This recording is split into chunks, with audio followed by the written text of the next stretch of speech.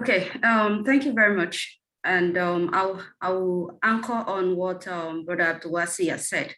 And I'll start my response by saying that if you stand for nothing, then you fall for anything. And a lot of times our actions, our words are a reflection of our thoughts processes and our decision-making processes as well.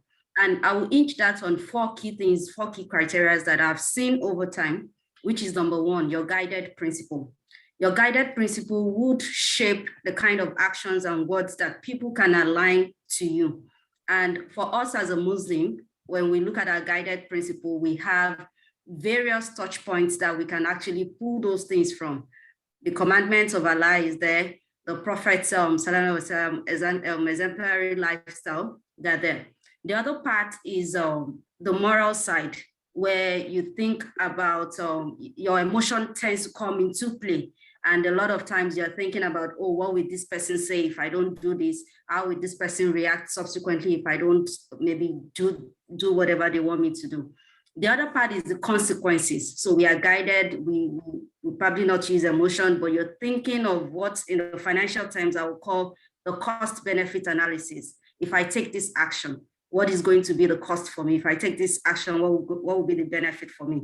And the final one is a virtue and character, which is very similar to your principle. But over time, because you've inculcated a guided principle, it then shapes your personality. And people will say, maybe in your workplace, people will say, Aisha is very principled. If you take that thing to her, she's not going to approve it because this is how she will see it. And so your character is somehow shaped because you're guided by something. So taking that into workflows, the workspace, the work environment is very dynamic. And what I tell people is when you start in a workplace, don't start with the fact that you want people to like you. Start with the fact that you want to do the right thing. And when you start that way, people already know the kind of person you are, and they know the kind of things that they can push to you. If you look at my career trajectory, I've been a financial accountant for most part of my life. And most of the time you find yourself as a pivotal point to every organization. Everybody has to talk to you. And in talking to you, you're also making decisions. So it's either a yes or no. Yes, we can do the right thing. No, we shouldn't do this because it's also not the right thing. You are there as a key decision maker. So a lot of times when I start in a workplace, I don't come with the fact that I want you to like me, because by virtue of my work is very likely that I might not be in your good books. But what else? Processes. Understand what the company's processes are. Understand what the company's systems are. Understand what the do's and don'ts are. Even if you're not an accountant, you're an employee of the company, you are the custodian. And I'm not saying this in the context of does the staff alone. I'm saying this in the context of the executive management down, in such a way that anything they bring to your table, they know the likely actions that will come from you and which will be tailored to doing the right thing, always. And I think that I would say that with all sense of humility, if you touch base with everybody that I've worked on, one thing is always clear. I tell you, when there's a process, it helps transparency. It reduces friction because you don't have to do too much. It's just to tell the person that, oh, apologies, I'm not able to sign this for you because the process requires that two people has to approve this. And then after two people has to approve, it has to go to this phase before I can then do this for you. So when that process is there, it's transparent, it's clear, it helps your work faster. And in such instances, if you don't have processes, then your duty is to suggest. Ensure that you're talking to management, ensure that you're talking to the key decision makers that can put this place for you so that then it helps your own, it reduces the friction. If I was to take this back to the times of the prophet, I would put Prophet Yusuf into play here. And we'll see that in the face of temptation, he didn't yield in because he stayed true to the guided principle that has shaped his personality. And just to even bring it very close to ourselves, I'm sure you all know the JAMB registrar, Professor Isiakulede. Some of us have been opportune to know him since we were teenagers. They were the father figures that we grew up with. And I will tell you that when it comes to consistency, authenticity, and everything that comes into play with you saying that somebody is principled, I can vouch for this person's character. I've known Professor Remi-Adedeji since my teenage years, and he has not changed. And you will see how that has played on in the role that he's taking now. People will say that if you work for government, you'll be a corrupt person.